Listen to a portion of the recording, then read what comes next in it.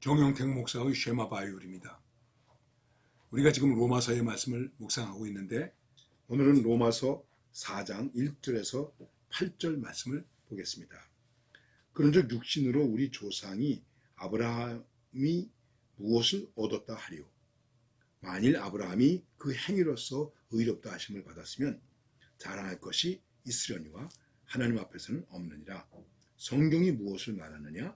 아브라함이 하나님을 믿음에 그것이 그에게 의로 여겨진 바 되었느니라. 일하는 자에게는 그 삭의 은혜로 여겨지지 아니하고 보수로 여겨지거니와 일을 아니할지라도 경건하지 아니한 자를 의롭다 하시는 일을 믿는 자에게는 그의 믿음을 의로 여기시나니 일할 것이 없이 하나님께 의로 여기심을 받은 사람의 복에 대하여 다윗이 말한 바 불법이 사함을 받고 죄가 가리워짐을 받은 사람들은 복이 있고 주께서 그 죄를 인정하지 아니하실 사람은 복이 있도다 함과 같으니라.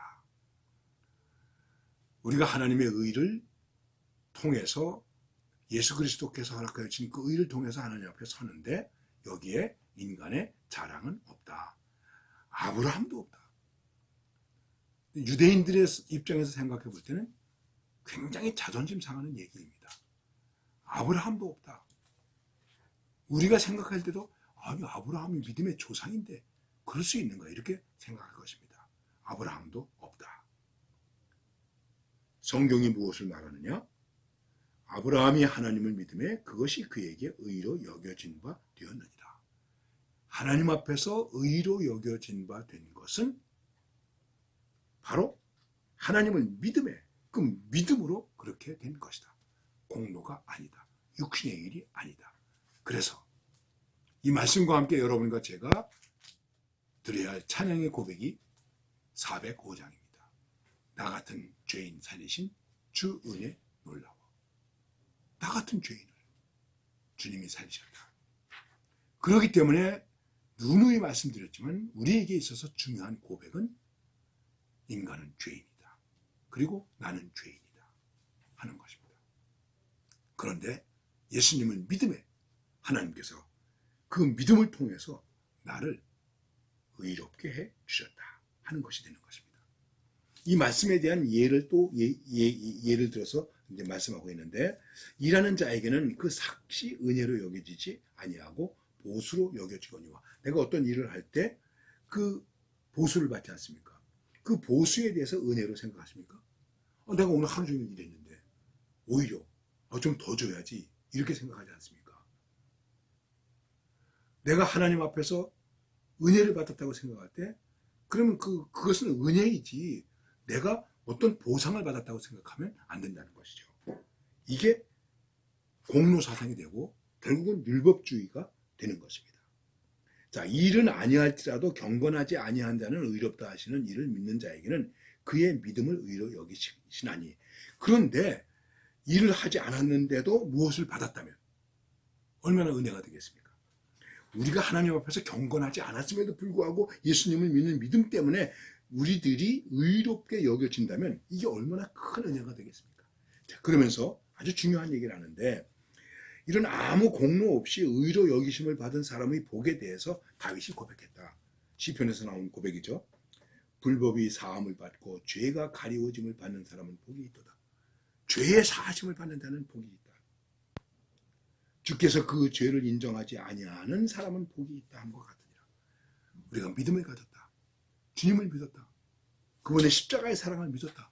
나 같은 죄인 살리신 주님의 은혜에 놀라워라는 감격을 갖게 되었다.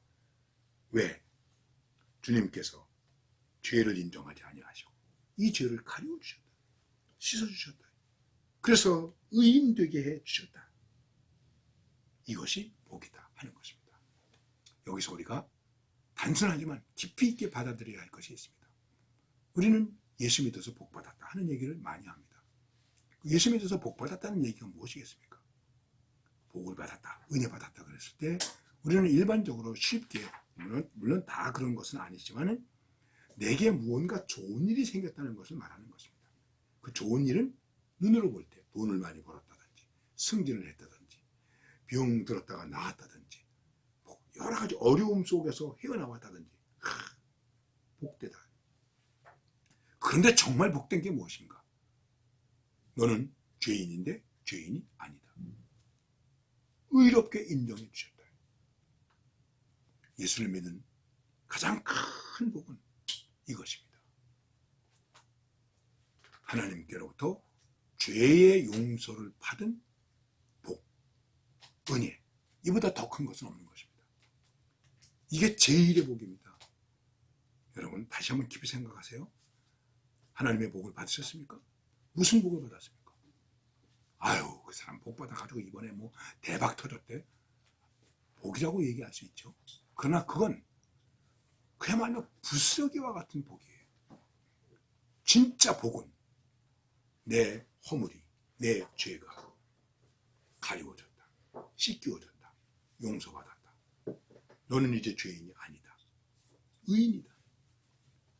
집을 나간 아들이 돌아왔을 때 아버지 앞에 무릎을 꿇고, 아버지, 나는 죄인입니다. 하늘과 아버지께 죄를 지었습니다. 맞죠? 그런데 아버지가 뭐라고 말했습니까? 아니야. 너 죄인이 아니야. 내 아들이야. 죽었다가 살아난 내 아들이야. 그게 아버지의 사랑을 믿고 돌아온 이 아들에게 주어진 가장 큰 복이에요. 그 다음에 소잡고 무슨 뭐 잔치하고, 예? 그거보다 훨씬 더 큰 복이 무엇입니까? 너는 죄인이 아니야, 내 아들이야. 죄를 인정하지 아니하시고 자녀로 삼아주신 아버지, 은혜, 복. 우리가 예수를 믿는다는 것은, 의롭게 되었다는 것은 바로 그것을 말하는 것입니다. 다윗도 그렇게 고백을 했다. 허물의 사함을 받고 불법의 사함을 받고 죄가 가리워짐을 받는 사람은 복이 있다. 죄를 인정하지 아니할 때 그 사람은 정말 복이 있다.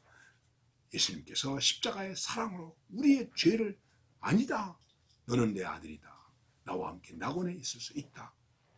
이 복입니다. 여러분 확실히 믿습니까? 확실히 받아들이십니까? 확실하게 인정하십니까?